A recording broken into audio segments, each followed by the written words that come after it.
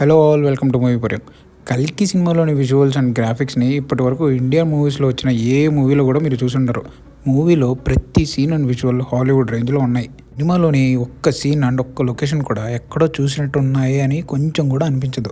Movie ఫ్యూచరిస్టిక్గా ఉండడం వల్ల అక్కడక్కడ కొన్ని ఫైట్ సీన్సెస్లో స్టార్ వార్స్ ఇన్స్పిరేషన్ కనిపిస్తుంది. సినిమా స్టోరీ ఏంటంటే, వరల్డ్లోని యుద్ధాన్ని మొత్తం ఆపేసి ఇక్కడున్న రిసోర్సెస్ అన్నీ ఎక్స్ట్రాక్ట్ చేసి కాంప్లెక్స్కి ట్రాన్స్ఫర్ చేసి ఒక సుప్రీం యాస్కిన్ అక్కడి నుండి రూల్ చేస్తూ ఉంటాడు. అతనిని అంతం చేయడానికి విష్ణు యొక్క 10వ అవతారమైన కల్కి ఎవరికి పుడతాడు అండ్ ఆమెని అశ్వత్థామ ఎలా కాపాడుతాడు అన్నదే ఈ మూవీ మొత్తం నడుస్తుంది. మూవీ మొత్తంలో నాగశ్విన్ హిందూ మైథాలజీని మోడర్న్ వరల్డ్కి చాలా బాగా కనెక్ట్ చేశారు. మైథాలజికల్ రెఫరెన్సెస్ మనకి ప్రతి సీన్లో ఏదో ఒక పిక్చర్ గానో ఒక డైలాగ్ రూపంలోనో మనకు అక్కడక్కడ కనపడుతూనే ఉంటాయి. మూవీ మహాభారత ఎండింగ్ అప్పటి నుండి స్టార్ట్ అవుతుంది. అశ్వత్థామకి అసలు ఎల్లప్పుడూ బతికే ఉండే శాపం ఎలా కలిగింది అన్న నుండి స్టార్ట్ అయ్యి కల్కి ఎందుకు పుడతాడో అనే దాని నుంచి జస్టిఫికేషన్ ఇస్తారు. ప్రభాస్ ఎంట్రీకి ఒక 30 మినిట్స్ టైమే పడుతుంది. ఆ 30 మినిట్స్ కొంచెం బోర్ అనిపించినా అది తప్పదు.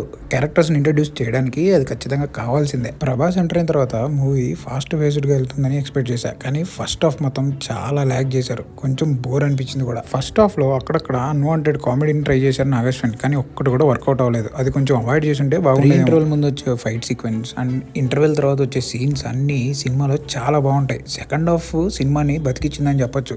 సెకండ్ హాఫ్లో వచ్చే సీన్స్ అన్నీ చాలా బాగా కనెక్ట్ అవుతాం. మూవీలో హైలైట్ ఏంటంటే క్లైమాక్స్లో ప్రభాస్ని మైథాలజీకి కనెక్ట్ చేస్తూ తీసిన సీక్వెన్స్ చాలా బాగా వచ్చింది. సీక్వెన్స్లోని విజువల్స్ అండ్ బీజిఎం అయితే నెక్స్ట్ లెవెల్ ఉంటాయి.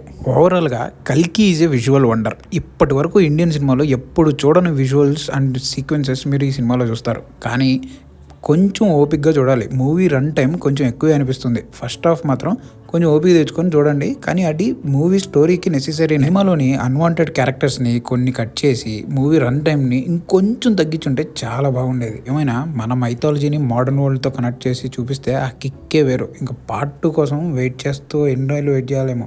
బాహుబలి తర్వాత ప్రభాస్ చేసిన మంచి మూవీ కల్కి అనే చెప్పొచ్చు. స్క్రీన్ ప్లే కొంచెం బాగుంటే మూవీ ఇంకా అదిరిపోయేది. ఓవరాల్గా ఇది ఇవాళ రివ్యూ మీకు నచ్చినట్టయితే లైక్ కొట్టి షేర్ చేయండి. మాకు మీరు ఏమన్నా చెప్పాలనుకుంటే కింద కామెంట్ చేయండి. మీరు ఆల్రెడీ మూవీ చూసుంటే ఈ మూవీలో మీకు బాగా నచ్చిన సీన్ ఏదో కింద కామెంట్ బాక్స్లో తెలియజేయండి.